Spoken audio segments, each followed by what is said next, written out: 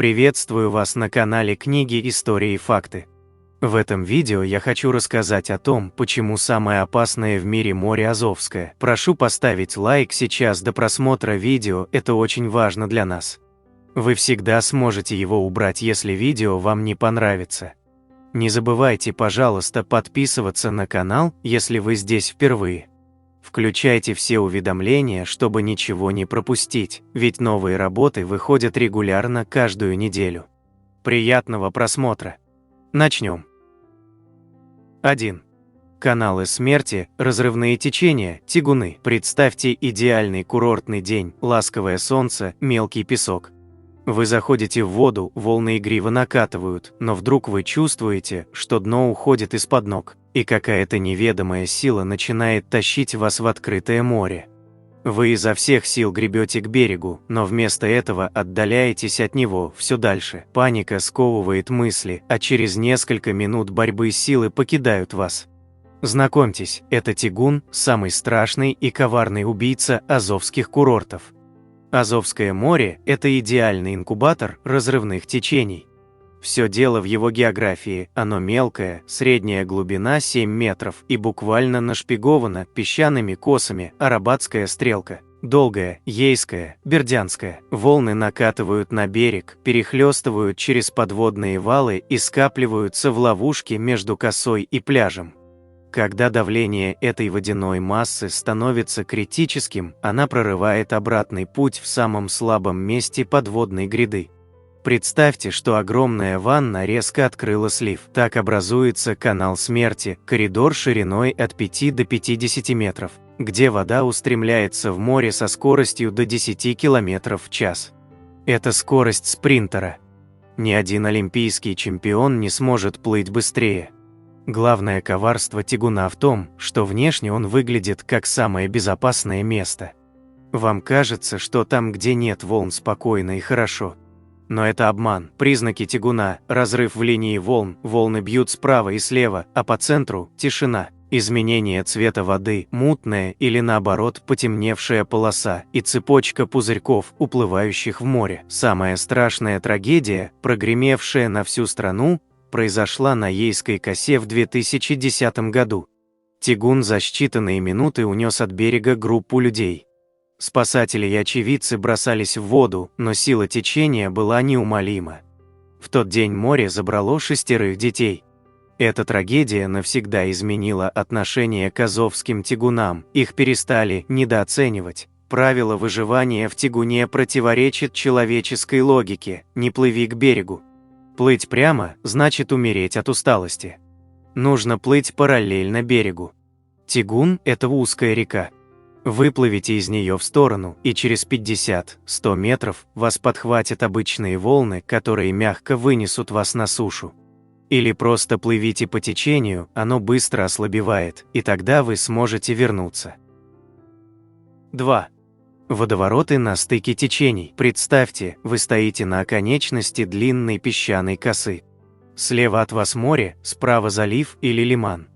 Вода вокруг прозрачная, дно видно идеально, глубина по пояс. Райское место. Но именно здесь, в этой точке, где встречаются два водных мира, природа сплела смертельную воронку. Азовское море – это перекресток течений. Главное течение идет вдоль берегов, огибая косы. Второе – вода, которая нагрелась в мелком заливе и стремится вытечь обратно. Или течение, заходящее со стороны Керченского пролива. Когда эти две реки сталкиваются под разными углами, вода не может просто смешаться, она начинает закручиваться. Представьте, что два мощных потока врезаются друг в друга. В точке их соприкосновения образуется воронка. Сначала она медленная и широкая, но по законам физики, закручиваясь, она сжимается и ускоряется. Так рождается водоворот. На Азове они редко бывают глубокими, как в океане, но их внешность обманчива.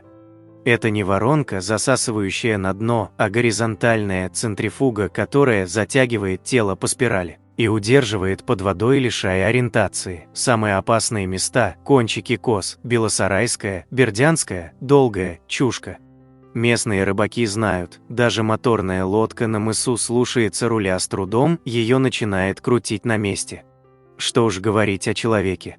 Попав в такой круговорот, пловец чувствует, что его ноги словно связывает невидимая сила, вода ходит ходуном. И непонятно, куда плыть, чтобы выбраться. В 2007 году у косы Долгой перевернулась лодка с отдыхающими именно в зоне стыка течений.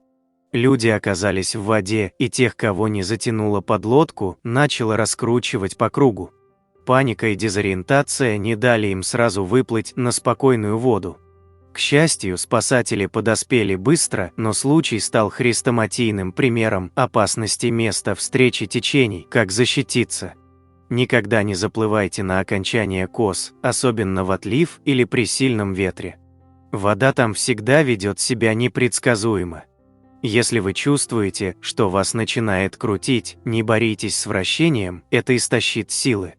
Попробуйте сделать глубокий вдох, нырнуть поглубже, под поверхностным вращением поток слабее, и отплыть в сторону на глубине. Водовороты Азова – это тихие убийцы. Они не ревут, не пенятся, они просто кружат свою жертву, выматывая и затягивая в пучину там, где до дна, кажется, рукой подать. 3. Внезапная мертвая зыбь. Представьте штиль. Азовское море лежит стеклом, гладкое до самого горизонта. Ни ветерка, ни ряби. Вы заходите в воду, смотрите на спокойную гладь и думаете: идеальный день. И вдруг, без всякого предупреждения, из этой стеклянной глади рождается стена воды. Она накатывает внезапно, сбивает с ног, переворачивает, тащит по дну, обдирая кожу во ракушечник, и уходит так же быстро, как пришла. Это не цунами, это мертвая зыбь, коварный фантом Азовского моря. Откуда она берется в полный штиль? Ответ нужно искать далеко за горизонтом. Где-то в далеком Средиземном море, в Атлантике или даже у берегов Африки бушует шторм. Он рождает волны-гиганты, которые расходятся во все стороны на тысячи километров. Азовское море соединено с океаном узким горлышком Керченского пролива, и эти океанские посланцы просачиваются в нашу мелководную чашу. В глубоком океане такая волна – пологий водяной холм высотой метр и длиной в сотни метров. Корабли в открытом море ее даже не замечают. Но когда этот холм заходит в Азовское море и начинает выползать на пологий берег, происходит чудовищная метаморфоза. Дно тормозит нижнюю часть волны, верхняя часть продолжает движение, волна становится круче и выше. И в какой-то момент она просто обрушивается на берег. Главная опасность мертвой зыби – ее внезапность и абсолютная тишина. Она не ревет, как штормовая волна. Не предупреждает белой пеной. Она просто появляется из ниоткуда. Люди, стоящие на мелководье, оказываются в ловушке. Волна накрывает с головой, крутит в прибойном потоке, набивает песок в легкие. Самые трагические случаи происходят, когда волна накрывает детей, играющих у уреза воды, у них просто нет массы, чтобы устоять против этого удара. Вдобавок, мертвая зыбь часто приходит сериями. Первая волна – разведчик. За ней через минуту-две может прийти вторая, сильнее. Люди, бросившиеся спасать ребенка или вещи после первого удара, попадают под второй, самый мощный. Как спастись? Единственный способ – постоянная бдительность. Если вы знаете, что где-то в мире штормит, а новости теперь доступны каждому, или если море слишком подозрительно спокойное, не расслабляйтесь. Не отпускайте детей далеко от берега. Если вы увидели на горизонте тонкую темную полосу, которая не движется, а как бы вырастает, это она. Бегите на возвышенность немедленно. 4. Сейши, стоячие волны-невидимки. Представьте огромную ванну. Вы открываете кран, вода течет, но слив закрыт. Кажется, ничего не происходит. Но если слегка качнуть воду рукой, она начнет ритмично переливаться от одного края ванны к другому, с каждым разом наращивая амплитуду. Теперь представьте, что эта ванна – Азовское море длиной 380 километров. А рука, качнувшая воду, это резкий перепад атмосферного давления или порыв ветра. То, что рождается в результате, называется сейша, загадочная и невидимая угроза этого водоема. Сейша – это стоячая волна. В отличие от обычной волны, которая бежит к берегу, сейша заставляет весь объем воды колебаться, как маятник. У нее есть узлы, точки, где вода неподвижна, и пучности, места, где уровень воды то поднимается, то опускается с чудовищной амплитудой. Для Азовского моря, распластанного в мелкой чаше, этот эффект усилен многократно. Представьте рыбаков на льду.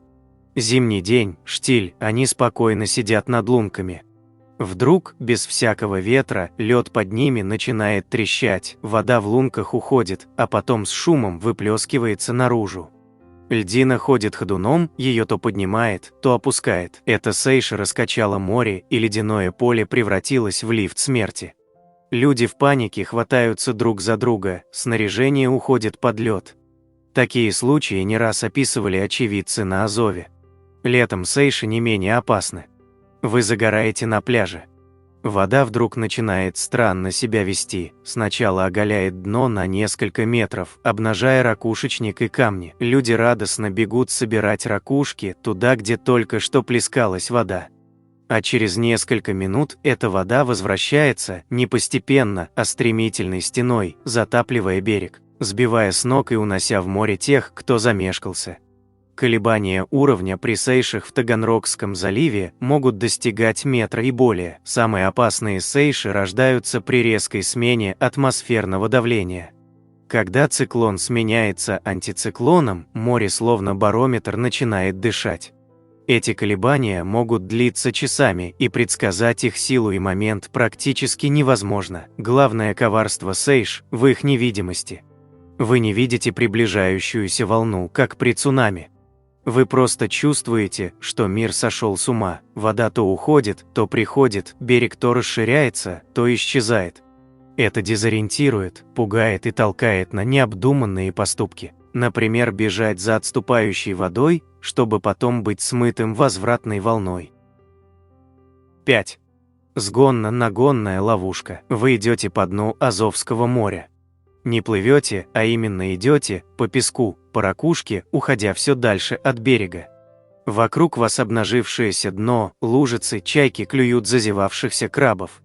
То, что еще час назад было морем глубиной по пояс, сейчас превратилось в пустыню. Вы думаете, везет же. Можно собрать ракушек, дойти до самой глубины. И в этот момент на горизонте появляется тонкая белая полоска. Она растет, приближается, и через минуту на вас несется стена воды, сметающая все на своем пути.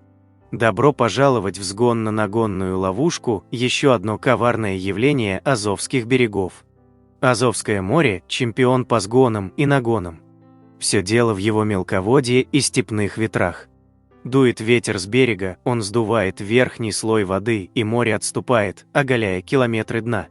Это сгон. Дует ветер с моря, он нагоняет воду, и море наступает на берег, затапливая пляжи, дороги и дома. Это нагон. И то, и другое смертельно опасно, если не знать механизма. Самое страшное – смена направления ветра. Представьте, ветер дул с берега сутки. Море ушло на полкилометра. Люди высыпали на обнажившееся дно, кто за фото, кто за мидиями, кто просто погулять. Вдруг ветер резко меняется на 180 градусов или просто стихает. Природа не терпит пустоты. Той массе воды, которую ветер удерживал вдали, ничто больше не мешает. Она устремляется обратно с чудовищной скоростью, образуя так называемую нагонную волну.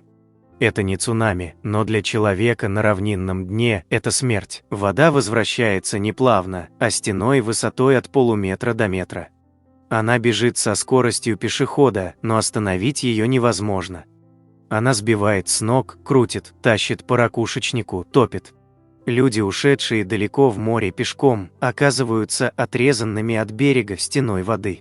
Самые трагические случаи происходят с детьми и пожилыми, они просто не могут быстро бежать. В Таганрогском заливе перепады уровня при сгонах-нагонах могут достигать нескольких метров. Вода может уйти на 5-10 километров от берега, а потом вернуться так же стремительно. Местные рыбаки знают, если вода начала быстро уходить, уходи сам. Немедленно.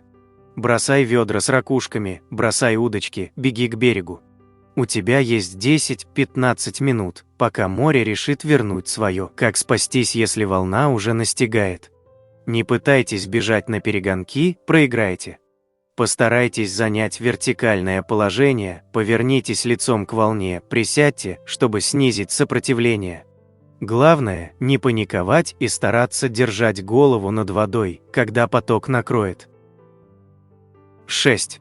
Эффект стиральной машины у пирсов и молов. Вы приходите на пляж и видите пирс, длинный бетонный язык, уходящий прямо в море. Отлично, думаете вы, там глубже, можно нырять, волны не так бьют, и вообще романтика. Вы идете по пирсу, выбираете местечко, прыгаете в воду. И попадаете в адскую центрифугу, из которой живыми выбираются единицы. Добро пожаловать в эффект стиральной машины, смертельную ловушку, которую человек построил своими руками. Пирсы, волнорезы, молы, буны – все эти гидротехнические сооружения созданы, чтобы защищать берег от волн. Но для человека они превращают море в мясорубку. Физика проста, волна накатывает на берег, упирается в бетонную стену пирса и начинает творить хаос. Она отражается, закручивается, сталкивается сама с собой. Вдоль бетонной стены возникают мощные вертикальные завихрения. У основания пирса вода ходит кругами, как в блендере. Представьте, как у подножия пирса очередная волна накатывает, подбрасывает вас, бьет спиной о бетон, затем оттаскивает в сторону. Следующая волна закручивает, ударяет головой о сваю, засасывает под пирс, где темно и страшно. Торчат острые края ракушек, вросших в бетон. Вы теряете ориентацию, не понимаете, где верх, где низ, глотаете воду, а вода продолжает крутить вас, как в барабане. Это и есть эффект стиральной машины. Самое опасное место – под самим пирсом. Течение затягивает туда с невероятной силой. Человек оказывается в замкнутом пространстве между сваями, где его швыряет о бетон, а выбраться мешает обратная тяга. Спасатели знают, утонуть у пирса можно за минуту, даже если ты отличный пловец. Вторая опасность – резкие перепады глубины. У пирсов дно часто углублено, чтобы подходить судам. Вы идете по грудь, делаете шаг и уходите под воду с головой, а течение тут же начинает крутить. Человек в панике хватается за воздух, не находит дна, его накрывает волной и бьет о бетонную стенку. Особенно опасны пирсы во время шторма. Люди любят смотреть на волны с пирса, фотографироваться на фоне пены. Одна внезапная волна, и вас смывает в море. Дальше стиральная машина, бетон, сварные швы, острые углы. Выжить практически невозможно. Самые гиблые места – пирсы в портах и старые деревянные конструкции в курортных поселках. Дерево гниет, обрастает острыми ракушками, под водой скрыты ржавые арматуры. Нырнул и напоролся, потерял сознание, утонул. Как спастись? Правило простое – никогда не купайтесь у пирсов, молов и волнорезов. Вообще никогда.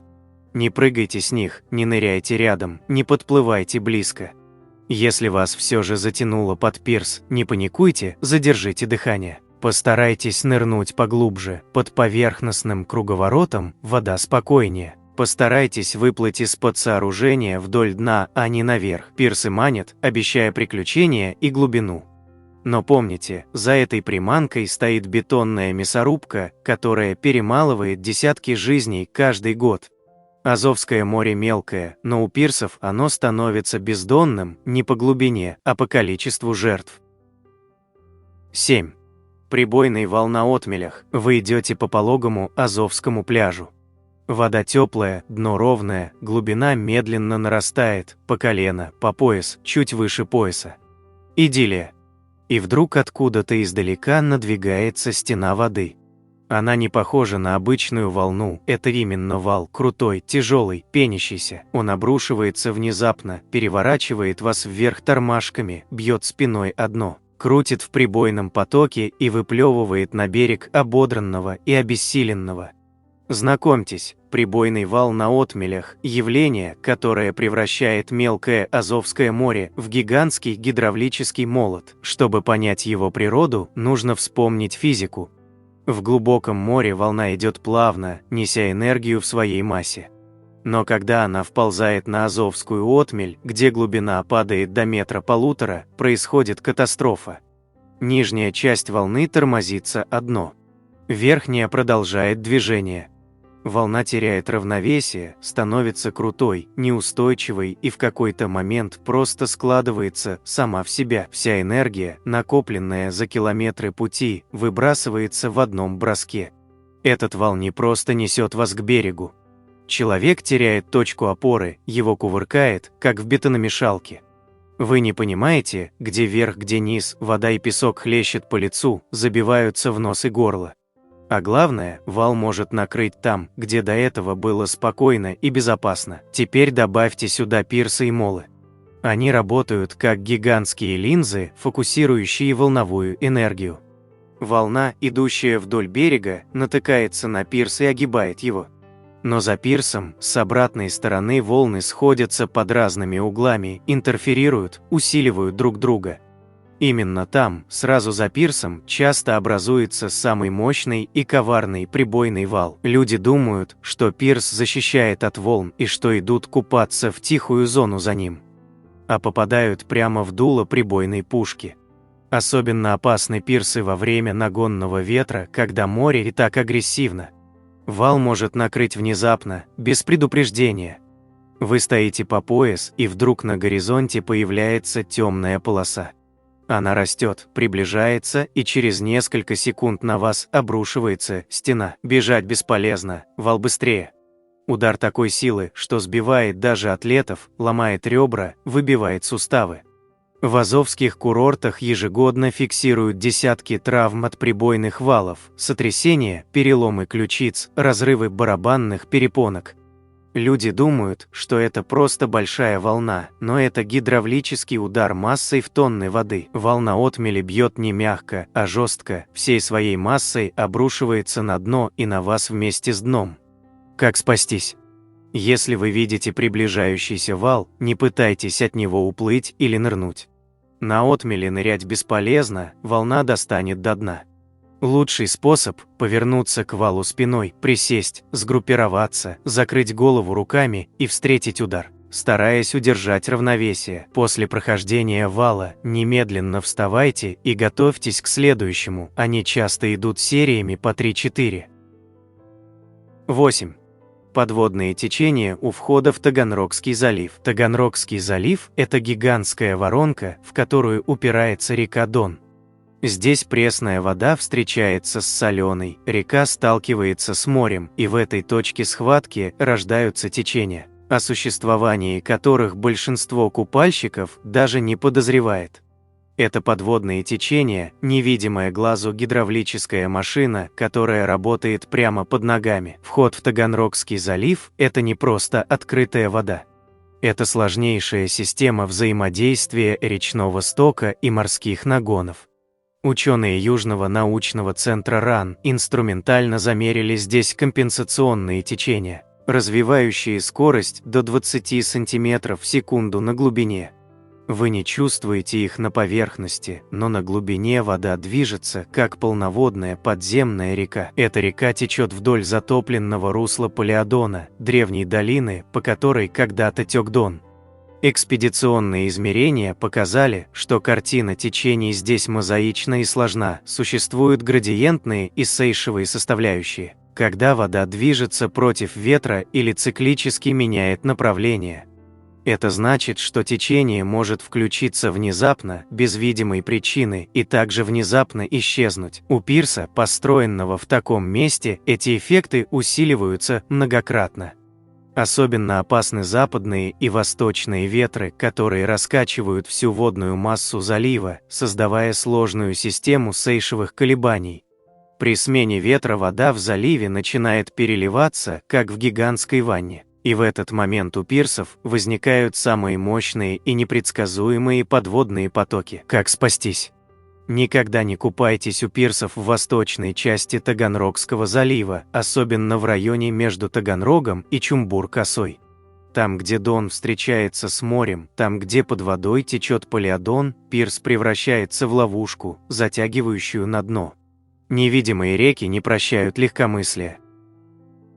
9. Обратная тяга в лиманах. Азовское море знаменито своими лиманами, мелкими заливами, отделенными от моря песчаными косами. Для отдыхающих это рай, вода теплая, дно ровное, ветра почти нет. Но именно здесь, в горловинах, соединяющих лиман с морем, прячется гидравлический монстр, имя которому – обратная тяга. Представьте огромный таз с водой, вы наклоняете его, вода начинает переливаться через край, и в узком горлышке образуется мощная струя. Лиман и море соединены проливом, естественным или искусственным каналом. Во время отлива или сильного сгонного ветра вся масса воды, скопившаяся в лимане, начинает выдавливаться обратно в море через этот узкий проход. Давление нарастает чудовищно, и вот в горловине рождается быстрина, течение, которое может разгоняться до 3 метров в секунду.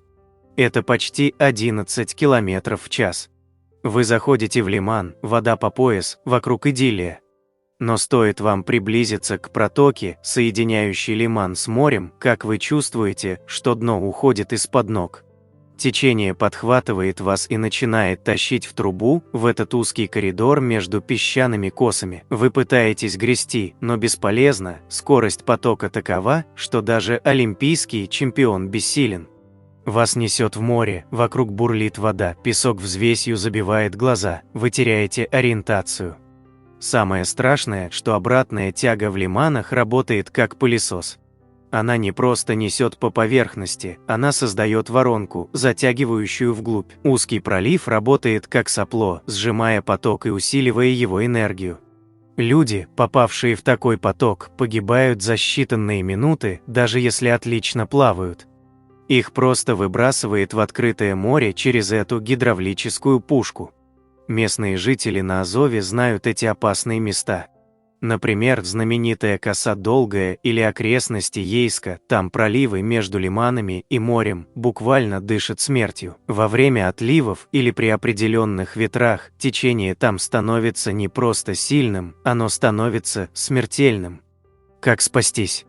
Правило номер 1. Не подплывайте близко к протокам, соединяющим лиман с морем. Никогда. Даже если кажется, что вода стоит на месте, в любой момент ветер может измениться, и лиман начнет выдавливать свою воду наружу. Если вы уже попали в поток, не боритесь с ним, плывите не против течения, а вдоль берега, пытаясь выйти из узкой струи в сторону. Или просто плывите по течению, экономя силы, через 100-200 метров оно ослабнет, и вы сможете выбраться. Обратная тяга в лиманах – это напоминание о том, что самое спокойное на вид место может скрывать самую страшную угрозу. 10. Ледяные цунами, айс-цунами, февраль 2025 года, Таганрог. Обычный зимний день. Жители спокойно гуляют по набережной, кто-то выходит на пляж, чтобы подышать морозным воздухом. И вдруг из моря, со стороны замерзшего залива, начинает нарастать гул. Сначала тихий, потом все громче. А затем на берег выползает стена льда, многометровые глыбы, торосы, ледяные обломки движутся медленно, но неумолимо, как бульдозер, сокрушая лавочки, сметая урны, ломая душевые кабины. Люди в ужасе бегут прочь. Это не фантастика и не фильм-катастрофа. Это ледяное цунами, реальность Азовского моря 21 века. Айс-цунами или ледовый навал – явление редкое, но разрушительное. Ученые Азниирх объясняют его природу просто. Это выброс льда с водной поверхности на прибрежную зону под воздействием ветра и течений. В феврале 2025 года сошлись сразу 3 фактора. Первое. Таганрогский залив покрылся льдом толщиной 10-14 см. Примерно треть Азовского моря оказалась в ледовом плену.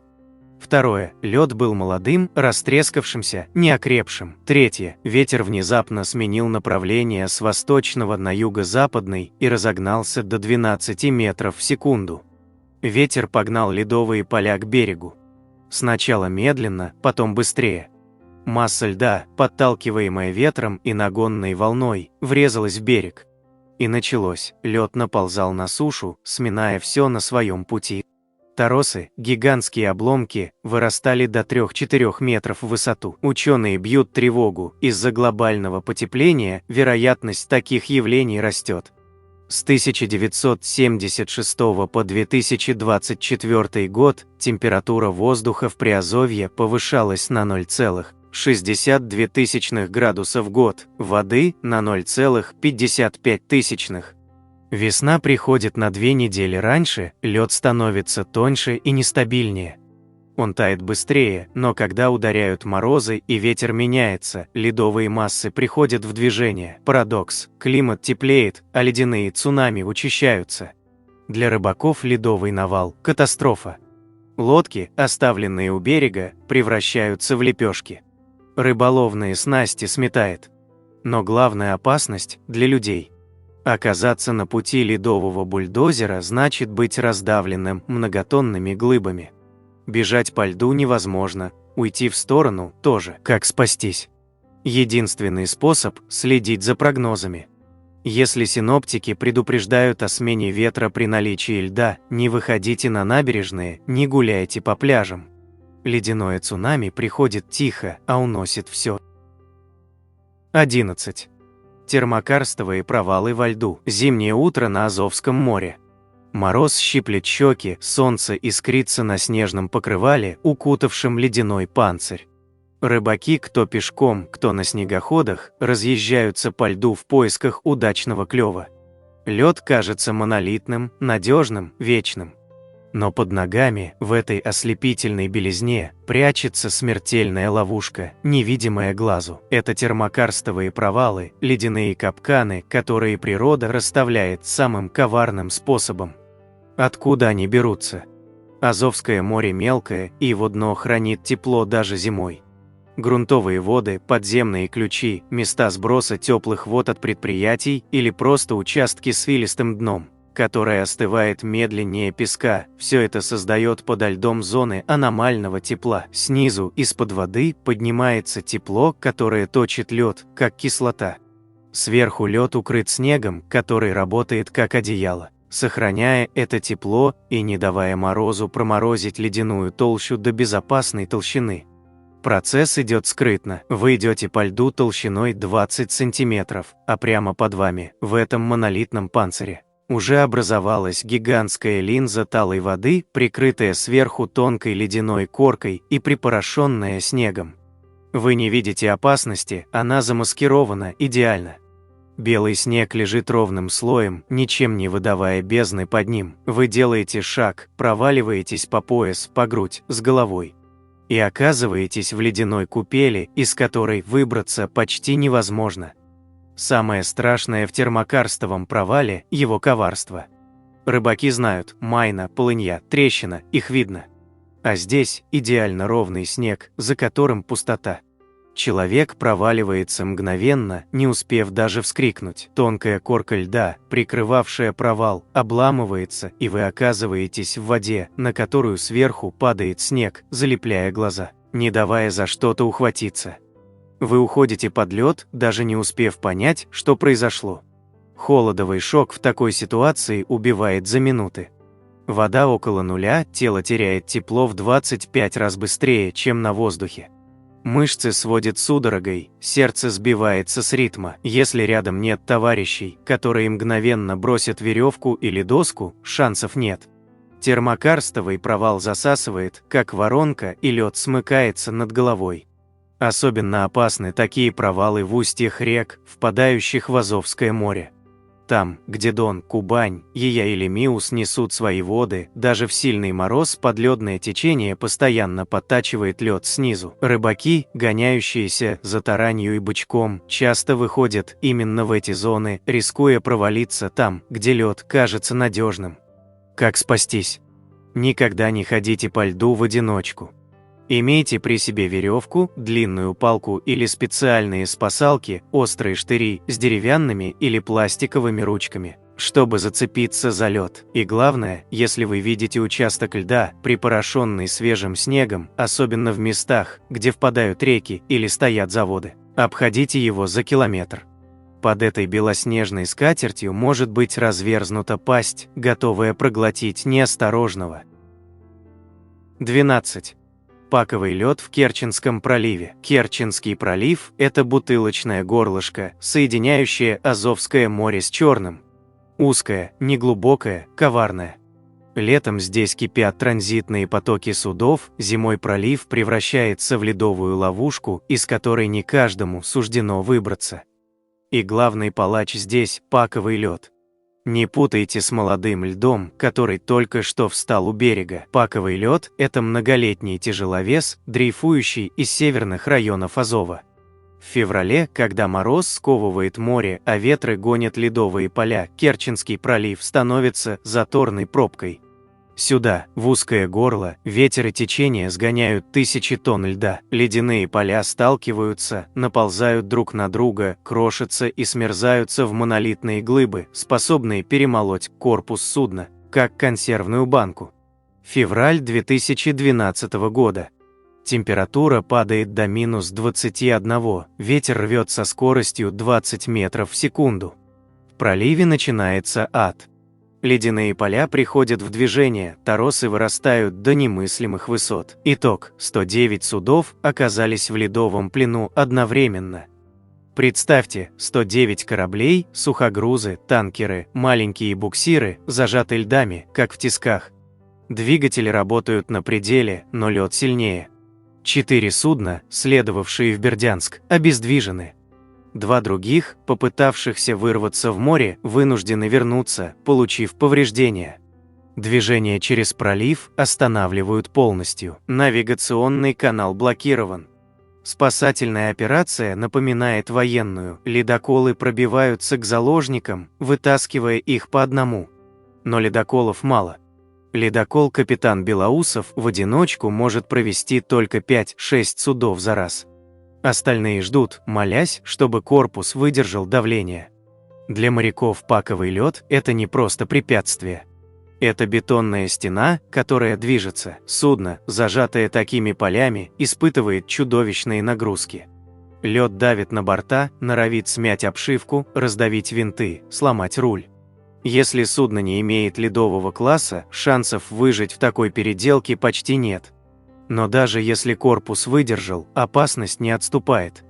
Ледяные поля таят в себе торосы, глыбы, уходящие глубоко под воду. Судно, идущее в канале, может напороться на подводный ледяной выступ, получить пробоину и пойти ко дну за минуты. Паковый лед в Керченском проливе – это ледяной дракон, который просыпается не каждую зиму.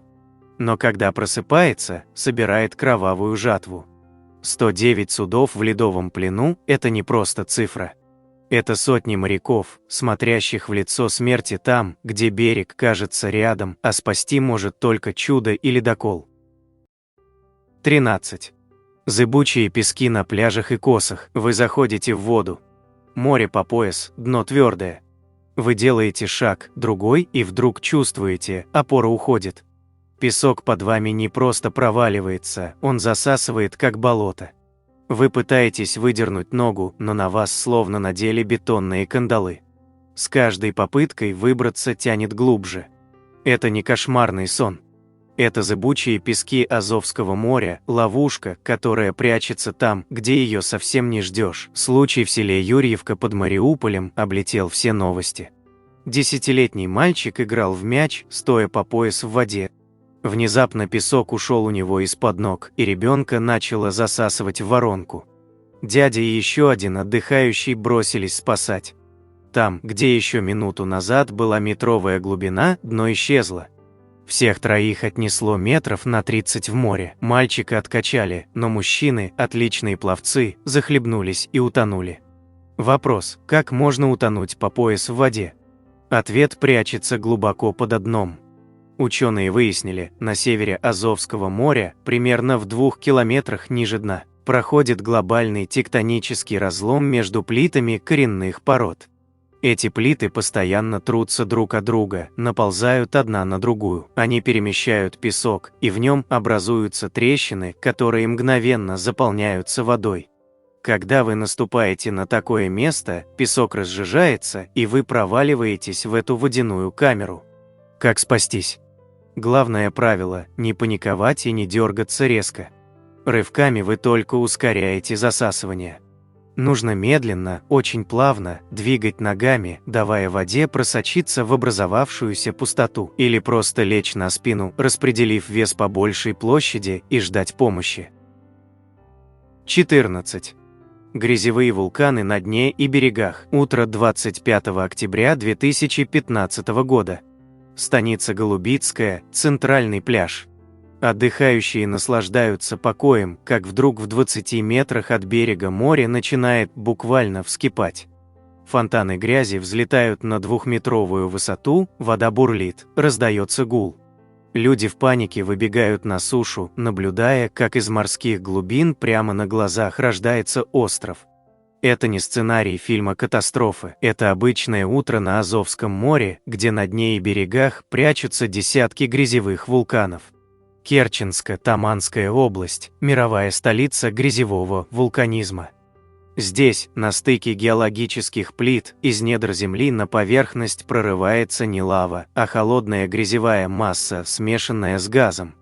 В районе Таманского полуострова насчитывается до 25 наземных вулканов, а с учетом подводных более сотни. Карабетова сопка, Ахтанизовская, Тиздар, Шуго – их имена известны каждому местному жителю. Большинство извержений проходят тихо и мирно. Но иногда грязевые великаны показывают характер. 6 сентября 1799 года в 300 метрах от берега Голубицкой раздался оглушительный треск. Столб огня и черного дыма взметнулся над морем. Извержение продолжалось 2 часа, породив грязевой остров диаметром 100 метров и высотой 2 метра. Через несколько месяцев волны съели остров, но вулкан не успокоился, он извергался в 1862, 1906, 1924, 1950, 1952 годах и продолжает бушевать до сих пор. Чем опасны эти вулканы для человека? Во-первых, непредсказуемостью. В 2008 году в 150 метрах от пляжа вулкан выбросил грязь на 10-метровую высоту. И спасатели запретили приближаться к месту извержения, поведение разгулявшейся стихии никто не мог предугадать. Во-вторых, газами. При извержениях выделяются метан, углекислый газ, сероводород, азот, водород, окись углерода. Смесь, способная отравить или задушить неосторожного зеваку. Особую опасность представляют подводные вулканы. В Керченском проливе зафиксированы случаи, когда внезапно появившиеся на фарватере грязевулканические банки становились причиной посадки судов на мель.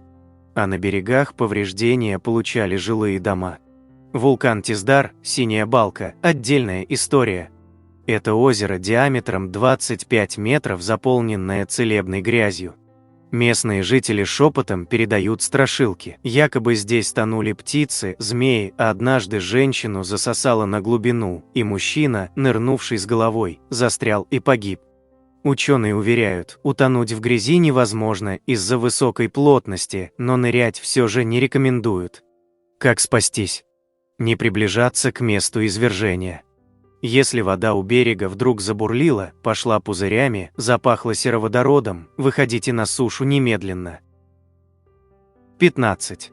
Газовые сипы. Представьте, вы стоите по пояс в теплой азовской воде. Вокруг ни ветерка, море гладкое, как зеркало. И вдруг прямо перед вами вода начинает кипеть, бурлить, словно под ней включили гигантскую конфорку. Пузыри диаметром с арбуз вырываются со дна, разбрасывая песок и ракушки. Вы чувствуете, как дно уходит из-под ног, тело проваливается, вода перестает держать. Это не гейзер и не подводный взрыв, это газовый сип, метановая ловушка, в которую Азовское море играет с неосторожными. Азовское море – это гигантский природный метановый генератор. Ученые Московского государственного университета дали шокирующую оценку. Вся акватория может выделять до 100 миллиардов кубометров метана в год. Это больше, чем годовое потребление природного газа целой страной. Откуда берется этот газ? Дно Азова усеяно иловыми отложениями, в которых живут микроорганизмы, археи. Они перерабатывают органику и выделяют метан в промышленных масштабах. Газ скапливается в подземных кавернах, в ямах, укрытых сверху куполом из песка и ракушечника. Давление растет, купол трещит. В какой-то момент происходит залповый выход метана, песчаная крышка прорывается, и гигантский пузырь устремляется вверх. Плотность водно-газовой смеси резко падает. Если над этим местом в момент выброса оказался пловец, его засасывает в газовую яму. А после выхода газа песок быстро затягивает отверстие, и опасное место исчезает бесследно. Эти явления изучает целая наука.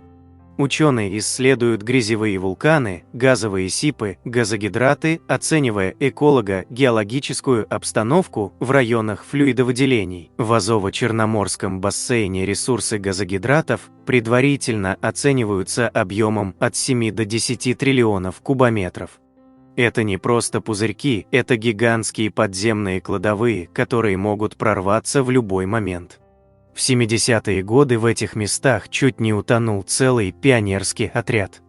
Детей спасли заключенные, строившие лагерь на берегу. Через несколько лет в паре метров от берега утонули 2 30-летних мужчины, их засосал внезапно появившийся газовый сип. Взрослые успели отбросить подальше от воронки детвору, а сами погибли. Как спастись? Если вы заметили бурление, пузыри, необычное кипение воды, немедленно уходите, но не вплавь, а максимально быстро выбирайтесь на мелководье. Газовый сип не прощает любопытства. 16. Ожоги медуз-корнеротов. Июль 2025 года, поселки Пересыпь и Голубицкое на Азовском море. Туристы в панике выбегают из воды. Пляжи усыпаны студенистыми телами размером с футбольный мяч, вода кишит полупрозрачными монстрами с фиолетовыми щупальцами. Люди не могут зайти в море, их встречает армия корнеротов, вооруженная ядовитыми гарпунами. Это не просто эстетическая неприятность, это биологическое нашествие, которое делает Азовское море опасным для каждого купальщика. Корнерот – самая крупная медуза Черного и Азовского морей. Ее купол достигает 50-60 см в диаметре, а вес – до 10 килограммов. От своих безобидных сородичей аурелей она отличается массивным хвостом, выростом, напоминающим корни, и яркой фиолетовой или голубой окантовкой. Но главное оружие корнерота – стрекательные клетки на длинных щупальцах, предназначенные для охоты на планктон и мелкую рыбу. Человек для медузы – случайная жертва, но встреча с ней запоминается надолго. Прикосновение корнерота сравнивают с ударом раскаленной крапивы, только в 10 раз сильнее.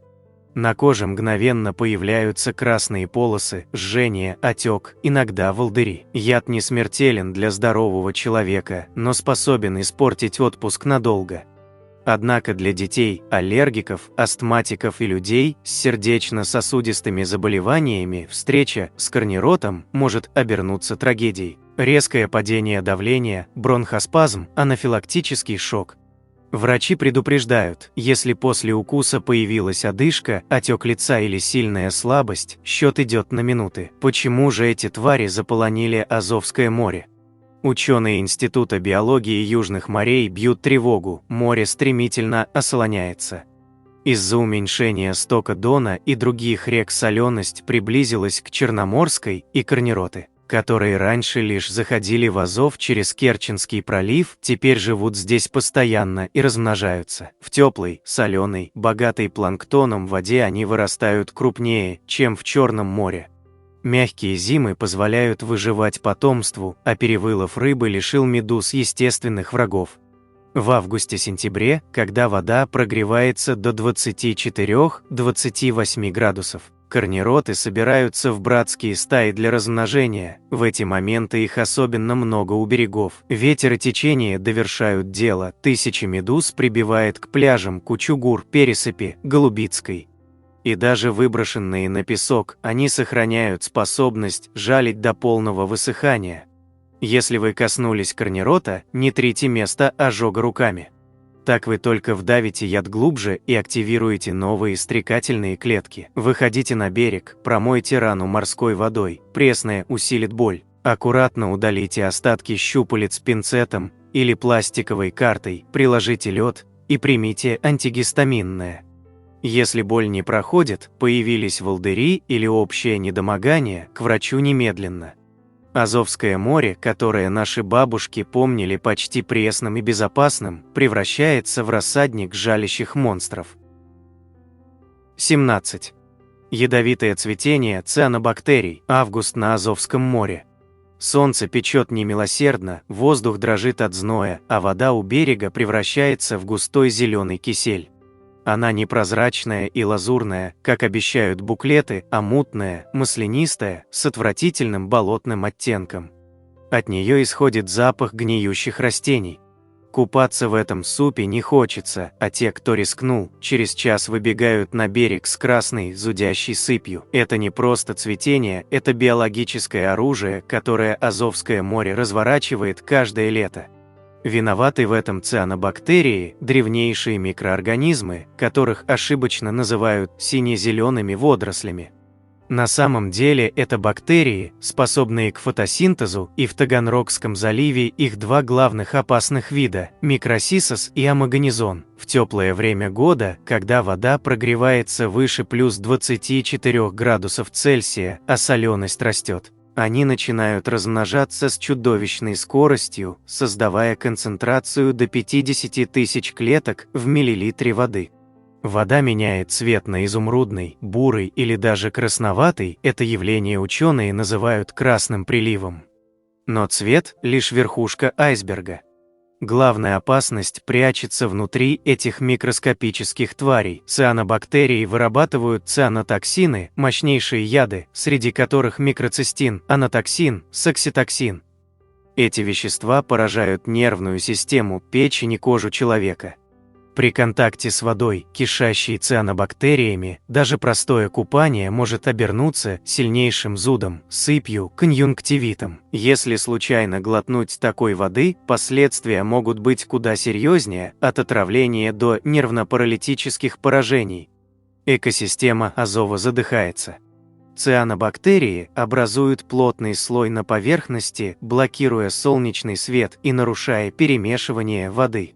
Поверхность перегревается, кислород не поступает вглубь, и в придонных слоях наступает гипоксия, кислородное голодание. Рыба, задыхаясь, бросается к берегу, а потом сотнями тонн выбрасывается на пляже, начиная разлагаться под палящим солнцем. Классический замор. Ученые бьют тревогу: осолонение Азова и загрязнение воды биогенами, азотом и фосфором от удобрений и стоков создают идеальные условия для цианобактерий. Цветение стало ежегодным кошмаром, а зона поражения расширяется от Таганрогского залива до центральной части моря. Как спастись? Если вода стала зеленой, маслянистой, пахнет тиной или травой, не заходите в нее. Не пускайте детей. Если искупались, немедленно смойте слизь пресной водой с мылом. И помните, эта зеленая жижа не просто не эстетична, это смертельно опасно. 18. Нашествие гребневика-убийцы. Конец 1980-х годов. Рыбаки возвращаются с пустыми сетями, ученые в панике разводят руками, а в воде, прогретой летним солнцем, появляются миллиарды полупрозрачных студенистых комочков размером с лесной орех. Они не жалят, не кусаются, не нападают на человека. Но именно они – самые страшные убийцы, которых когда-либо видело Азовское море. Их имя – гребневик Мнемиопсис, и история их вторжения похожа на голливудский блокбастер о конце света. С восточного побережья США в трюмах торговых судов вместе с балластными водами пробрался незваный гость. Сначала он объявился в Черном море, а к 1988 году добрался до Азова. И здесь начался кошмар. За несколько лет биомасса гребневика достигла чудовищных 32 33 миллионов тонн на площади 35 тысяч квадратных километров. Представьте, 33 миллиона тонн живого студня, пожирающего все на своем пути. Грибневик – идеальный хищник. Он не тратит энергию на охоту, он просто фильтрует воду, выедая зоопланктон, ту самую живность, которой кормится вся азовская рыба от тюльки до хамсы. За один день мнемиопсис способен съесть планктона в десятки раз больше собственного веса. Итог предсказуем, кормовая база рыб рухнула. Запасы хамсы и тюльки сократились в разы, а вслед за ними просел судак, стоявший выше по пищевой цепочке. Экосистема Азова трещала по швам. Ученые Азниирх подсчитали ущерб. Только от сокращения улова Азовское море теряло 40-43 миллиона долларов ежегодно. А если добавить экологические и социальные последствия, цифра становится астрономической. Промысел пелагических рыб в 8 из 11 лет практически отсутствовал. Природа пыталась помочь.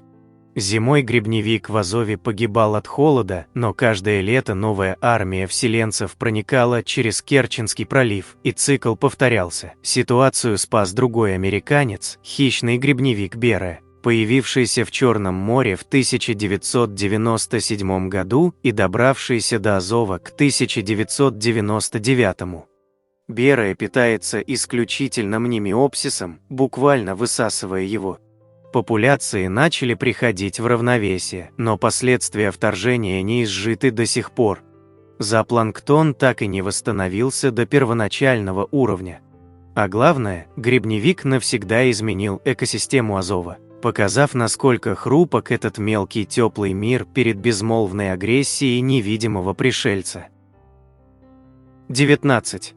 Паразиты в азовской рыбе. Представьте, вы купили на рынке свежую азовскую тарань, посолили, подвялили, сели вечером с прохладным напитком.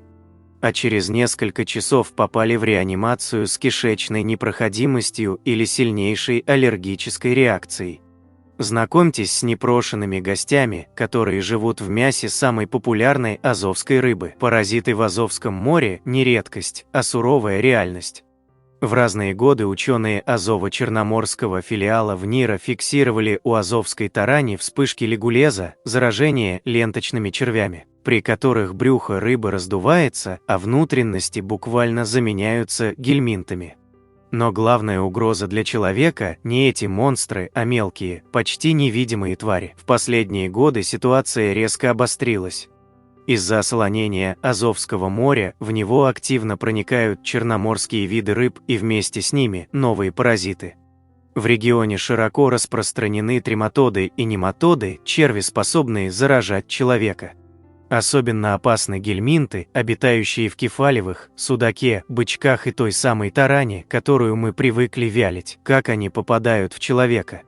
Элементарно, съели слабосоленую рыбу с живыми личинками, получили апистархоз, дифилобатриоз или другую прелесть. Симптомы – от тошноты и поноса до тяжелых поражений печени и поджелудочной. В 2022 году в Ростовской области зафиксировали как минимум один случай гибели человека после вяленой рыбы. Спастись просто, но требует дисциплины. Правила четкие: не есть сырую рыбу, солить рыбу не меньше 2 недель, варить не менее 20-30 минут с момента закипания, жарить под крышкой 15-25 минут, разделывать рыбу отдельными ножами и досками, которые потом обдают кипятком. Ученые Института биологии Южных морей насчитали у одного только пеленгаса 85 видов паразитов, микроспоридии, миксоспоридии, моногинеи, трематоды, цистоды, нематоды, скребни. И многие из них могут испортить не только рыбу, но и ваше здоровье. А сейчас я хочу попросить о минуте вашего внимания, касающейся организационных вопросов на нашем канале КИФ. Прошу вас подписаться, а также нажать на колокольчик и выбрать все уведомления. Также прошу вас подписаться на наш телеграм-канал, ссылка на него размещена в шапке главной страницы. Из него вы всегда оперативно узнаете о выходе новых видео, и только там мы регулярно публикуем материалы, которые никогда не будут размещены на YouTube из-за жестких правил площадки. Эти 2 пункта очень важны для развития канала, и прошу вас прислушаться к моей просьбе. Обращаю ваше внимание, что, как и всегда, в конце видео вас ждет очень интересный бонусный факт для всех досмотревших этот ролик до конца, который вам наверняка неизвестен. В заключении этого видео мы разместим самые интересные, популярные, полезные и остроумные комментарии, которые зрители оставляли к предыдущему нашему ролику, а также список наших спонсоров. Оставляйте свои комментарии, чтобы попасть в следующий ролик. А теперь продолжаем. 20. Агрессия бычков в период нереста. Вы стоите на Азовском мелководье, вода ласково плещется вокруг ног. И вдруг чувствуете резкий, болезненный укус за палец или пятку. Дергаете ногой, а там маленькая черная рыбка, которая не уплывает, а снова бросается в атаку, растопырив плавники и разевая рот. Не пугайтесь, вы вторглись на территорию бычка-папаши, и он готов защищать свой дом ценой жизни. Азовское море – царство бычков. Здесь обитают десятки видов – кругляк, песочник, мартовик, цуцик, травяник. Но с апреля по август эти обычно пугливые рыбки превращаются в настоящих монстров. Все дело в нересте и в уникальной роли самцов, на которых держится выживание вида. Все начинается с того, что самец строит гнездо. Он находит камень, ракушку или даже старую автомобильную шину, вычищает под ней ямку от мусора и терпеливо ждет самочку, распевая брачные серенады. Вибрируя жабрами и головой, они издают звуки, азовский вид рычит, бубарь барабанит, черноморский собрат квакает. Самка заходит в гнездо, приклеивает к стенкам икринки от 200 до 3900 штук и уплывает навсегда, оставляя потомство на попечение отца. И тут начинается самое интересное. Самец надевает боевую раскраску, чернеет до угольного цвета, особенно кругляк, у которого на спине еще и черное пятно проступает ярче. Он превращается в идеального охранника, сутками вентилирует кладку плавниками, чтобы икринки получали кислород, ртом собирает песчинки, упавшие на икру, и отгоняет хищников, и горе тому, кто приблизится к гнезду. Бычок не просто уплывает, он атакует. Наблюдатели описывают, как даже безобидные травяники храбро налетали на ногу человека, пытаясь отогнать от семейного очага. А укус у бычка чувствительный, зубы у него мелкие, но острые, приспособленные перетирать раковины моллюсков. Челюсти смыкаются больно, а если укусит за палец, может и до крови. Особенно агрессивны самцы в период, когда икра уже выметана и мальки держатся стайкой за спиной отца. Случаи нападения на людей не редкость. Насеваши очевидцы наблюдали, как самцы храбро налетали на купальщиков, растопырив маленькие зеленые плавнички.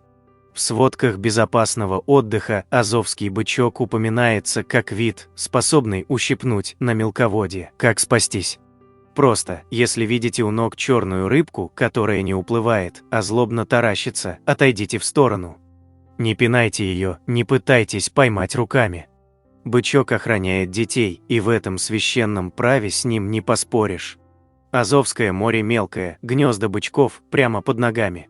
Уважайте чужую территорию, даже если ее хозяин размером с палец. 21. Увеличение популяции ядовитых рыб. Представьте, вы заходите в воду по щиколотку, наслаждаясь ласковым азовским прибоем. Делаете шаг, и вдруг острая боль пронзает стопу, словно в пятку вонзили раскаленную иглу. Вы вскрикиваете, выдергиваете ногу, а из ранки сочится кровь, вокруг расползается отек и начинается головокружение. Поздравляю, вы только что наступили на морского ерша-скорпену, одного из новых опасных обитателей Азовского моря. Еще 10 лет назад встретить ядовитую рыбу в Азове было редкостью. Сегодня суровая реальность. Море стремительно меняется, и эти изменения приносят на наши пляжи гостей, от которых лучше держаться подальше. Главная причина – катастрофическое осолонение Азова. Когда-то почти пресное море сейчас по солености догоняет черное. И вслед за соленой водой через Керченский пролив в Азов хлынули черноморские хищники, вооруженные ядовитыми иглами и шипами. Самый опасный из новоселов – морской ёрш или скорпена. Эта рыба – мастер маскировки. Бурая, пятнистая, с бородавчатыми наростами, она идеально сливается с камнями и водорослями на дне. Заметить ее почти невозможно, пока не станет поздно. На спине скорпены – гроздь ядовитых колючек. Укол такой иглы сравнивают с укусом гремучей змеи. Боль дикая, место укола синеет и опухает, температура подскакивает. Начинается рвота. Яд скорпены разрушает эритроциты и поражает нервную систему. Второй опасный пришелец – скат-хвостокол, которого местные прозвали морским котом. Эта рыба не нападает первой, но если на нее наступить. В плоском теле ската скрыто оружие, длинный, острый как бритва шип на хвосте, соединенный с ядовитой железой. Удар хвоста скат наносит молниеносно, всаживая шип глубоко в ногу незадачливого купальщика. Яд ската токсичен, вызывает паралич мышц, а шип часто обламывается и остается в ране, доставать его придется хирургу. Третья угроза – солнечный окунь. Эта яркая, красивая рыбка, завезенная к нам как аквариумная, расплодилась в Азове и Дону чудовищными темпами. Ученые ЮНСРАН бьют тревогу. Сегодня на долю вселенцев в дельте Дона приходится уже 29% от общего числа рыб, а по биомассе почти половина. Солнечный окунь – хищник, он пожирает икру и молоть аборигенных видов, оставляя без потомства судака, шимаю и донскую сельдь. Рыбаки рапортуют о рекордных уловах креветок и пеленгаса, но экологи предупреждают – это тревожный звонок. Увеличение популяции одних видов происходит за счет деградации уникальной экосистемы Азова. Море, которое мы знали, исчезает, уступая место чужеродным, а иногда и опасным соседям. Как спастись? Правило первое – никогда не ходите босиком по каменистому дну и зарослям водорослей. Используйте специальную обувь. Правило второе – увидели на дне странное пятнистое создание, обойдите стороной. Не трогайте руками незнакомых рыб, даже если они кажутся мертвыми или безобидными. И помните, если укололись, немедленно промойте рану пресной водой, приложите холод и бегом в больницу. Яд может быть смертелен для аллергиков. Азовское море становится все более черноморским. А вместе с этой трансформацией приходят и черноморские опасности, к которым нам только предстоит привыкнуть. 22. Осолонение – смерть Азовского моря. Вода, которую веками опресняли Дон и Кубань, теперь стремительно набирает соль. За последние десятилетия соленость подскочила с 10–11 промилле до рекордных 16 промилле. Это почти в уровень Черного моря. А по пессимистичным прогнозам, к 2030 году Азов может достичь 17–18 промилле и окончательно превратиться в лагуну Черного моря. Что убивает Азов? В первую очередь, маловодье. Сток Дона, главной кормилицы моря, рухнул катастрофически. Если в 1940-е годы река приносила около 50 кубических километров пресной воды в год, то сейчас всего 11–12. Вода уходит на орошение, на нужды Цимлянского водохранилища, на судоходство. А Дон мелеет так, что в районе Ростова пересыхает на 2/3 ширины. Взморье Таганрогского залива в такие периоды превращается в песчаную пустыню, и лишь искусственный канал остается тоненькой артерией жизни. Вторая причина – Керченский пролив. Через него, как через открытую дверь, в Азов заходит тяжелая соленая черноморская вода.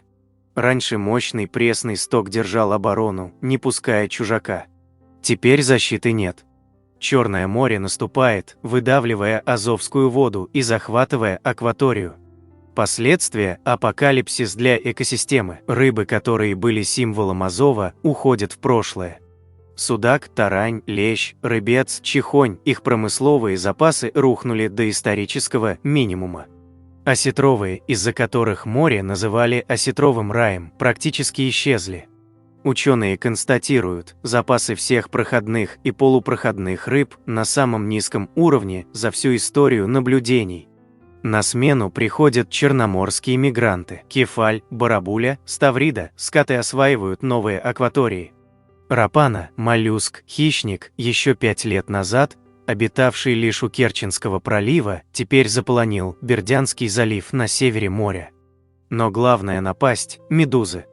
Корнероты и грибневики размножаются миллионами тонн, пожирая планктон и оставляя без корма аборигенную рыбу. Пищевая цепочка замыкается на медузах, формируя так называемый трофический тупик. Ученые АЗНИИРХ бьют тревогу. Азовское море переживает глубочайший экосистемный кризис.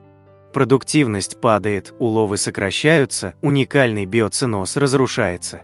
Море, которое когда-то давало 15% всей рыбы СССР, сегодня не дотягивает и до 1%.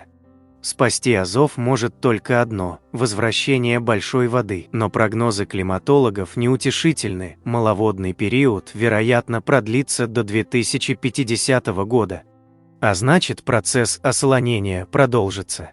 И к середине века мы можем потерять Азовское море таким, каким знали его веками. Останется лишь соленый залив Черного моря, населенный медузами и, так сказать, пришельцами. Рыбный рай превратится в царство студня. 23. Термальное загрязнение. Представьте, вы заходите в воду, и вам кажется, что вы попали не в море, а в остывающий суп. Вода настолько теплая, что даже горячая, дышать нечем, вокруг плавают хлопья слизи, а на горизонте маячат трубы, из которых в море уходит мутный поток. Это не курортный рай, это термальное загрязнение, и оно убивает Азовское море медленно и необратимо. Главным виновником десятилетиями был металлургический гигант Азовсталь в Мариуполе. Каждый год комбинат забирал из моря 1 кубический километр воды, это миллиард тонн, использовал ее для охлаждения производственных циклов, а затем сбрасывал обратно без очистки. Вода возвращалась горячей, насыщенной токсинами и начинала творить черное дело. Термальное загрязнение – это не просто теплая ванна, это убийца экосистемы. Когда в море попадает подогретая вода, нарушается естественный температурный баланс. Планктон, та микроскопическая живность, которой кормится все живое, гибнет при перегреве. Водоросли, наоборот, начинают расти с бешеной скоростью, покрывая воду зеленой слизью. Кислородный режим ломается, теплая вода хуже растворяет кислород, и рыба начинает задыхаться. В 1990-е годы ученые провели исследование дна Азовского моря и пришли к ужасающему выводу. Более 90% зоны, где растут водоросли и служат пищей для морских организмов, уничтожены. Живое дно превратилось в пустыню, покрытую слоем неорганических соединений. Рыба ушла, уловы рухнули, но Азовсталь грела море не только градусами, но и химией. Вместе с горячей водой в Азов попадали аммиак, соединения мышьяка, цианистый водород, фенолы, бензол, каменноугольная смола. Токсины из дымовых труб оседали на поверхность моря, смывались дождями и накапливались в донных отложениях. Дно превратилось в химическую бомбу замедленного действия. Сегодня ученые Института биологии Южных морей называют термальное загрязнение одной из главных проблем Азова, наряду с осолонением. Рост температуры воды ведет к нарушению кислородного баланса и массовой гибели рыбы. Возможно, через 10 лет из Азовского моря полностью исчезнут лещ, тарань и судак. С прекращением работы Азовстали основной источник термального загрязнения исчез, и экологи осторожно надеются на восстановление экосистемы. Но море не забудет десятилетий теплового шока. Теперь ему нужны годы, чтобы остыть и вернуться к жизни. 24. Эвтрофикация. Что такое эвтрофикация, простыми словами? Это старение водоема с ускорением. Море задыхается от избытка удобрений. Азот и фосфор смываются дождями с полей, попадают в реки, а оттуда – в Азов. К ним добавляются коммунальные стоки прибрежных поселков с фосфатами из стиральных порошков.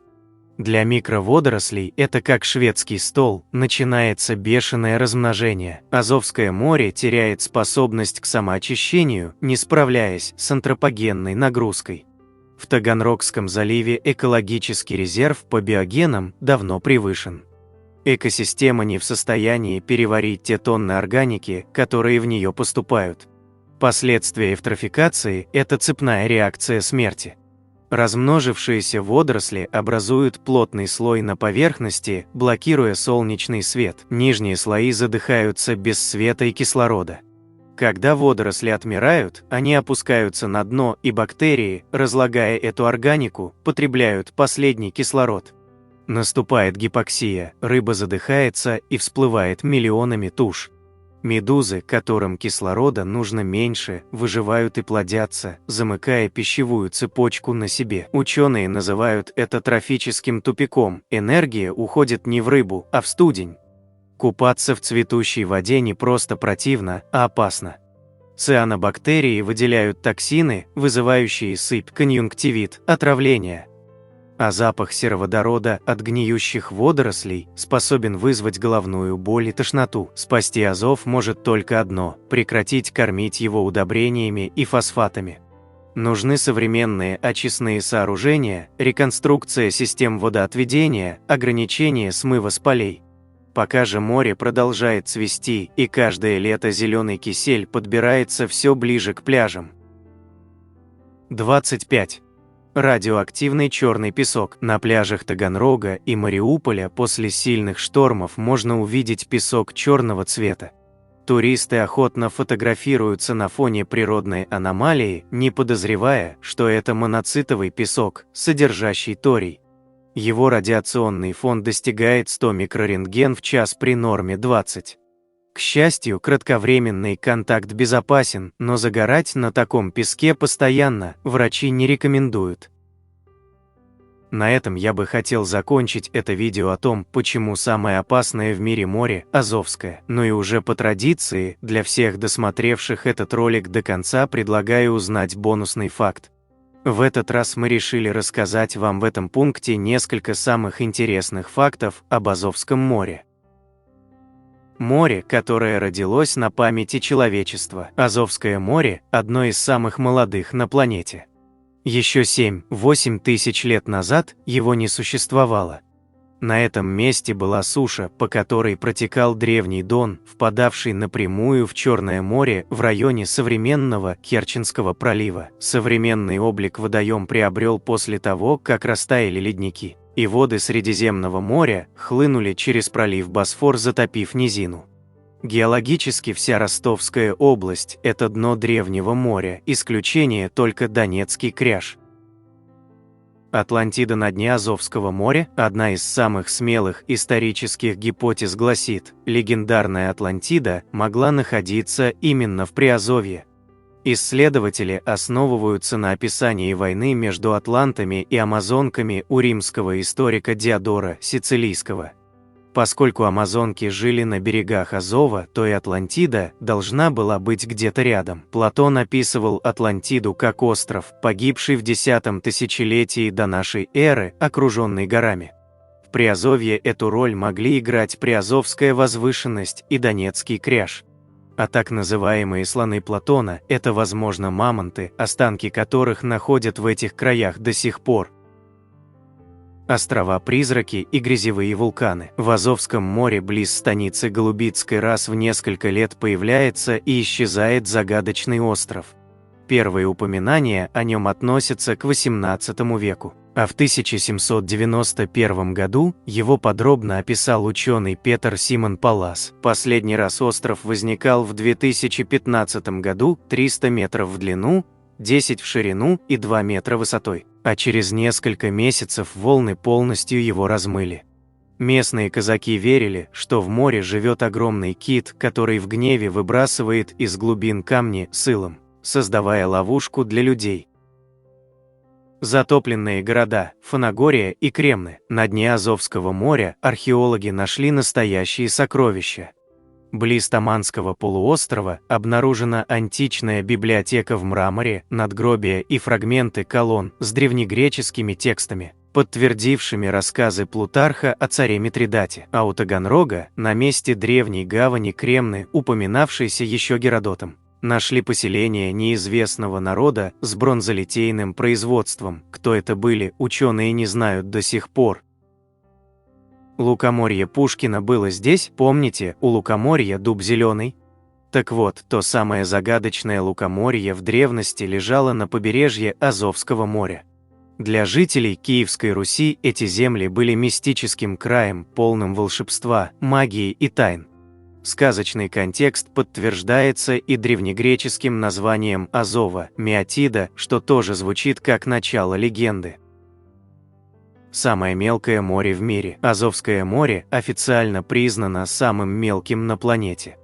Его средняя глубина всего 7,4 метра, а максимальная не превышает 13,5 метров. Из-за этого древние греки называли его Меотийским болотом, а споры о том, считать ли его морем, ведутся до сих пор. Ученые непреклонны, это море, потому что оно соединено с Атлантическим океаном через сеть проливов. Чудовище Азовского моря. Существует легенда, что в Азовском море живет огромный монстр, охотящийся на людей. Внешне он напоминает древнего плезиозавра и издает жуткий звук, похожий на мышиный писк. В 2007 году рыбаки действительно выловили странное двухметровое животное весом около 100 килограммов. Его туловище сильно блестело, как вымазанное воском, и оно издавало те самые пищащие звуки, в точности, как в легенде. Амазонки жили на берегах Азова. Одна из версий историков гласит, что по берегам Азовского моря могли жить легендарные девы-воительницы, амазонки. В подтверждение приводят найденное на здешних берегах захоронение женщины с мечом. Древние греки называли восточные берега Азова землей миотов, но кем были эти загадочные племена, до сих пор точно неизвестно. Вот таким у нас получилось видео о том, почему самое опасное в мире море – Азовское. На экране вы можете увидеть несколько комментариев из предыдущего ролика. Надеемся, вам понравился материал, который мы собрали для вас. Оставляйте комментарии, ставьте лайки, делитесь своим мнением о ролике, предлагайте темы, которые вы хотели бы услышать в новых видео. Все это очень важно для нас и позволяет продолжать радовать вас новыми, надеемся, еще более интересными видео. Отдельно хочу поблагодарить всех зрителей, поддержавших наш канал материально в это непростое время. Их имена вы можете увидеть на экране вашего устройства прямо сейчас и в описании ролика.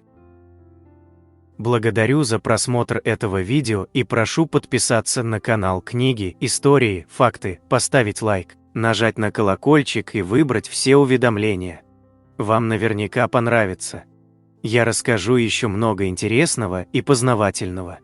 Прошу при возможности помочь каналу, заглянув в описание этого видео и поддержать любым удобным способом. Ваши комментарии, лайки и то, что вы делитесь нашими видео в самых разных социальных сетях и мессенджерах, помогают развитию нашего канала и позволяют понять, что прилагаемые нами усилия не напрасны.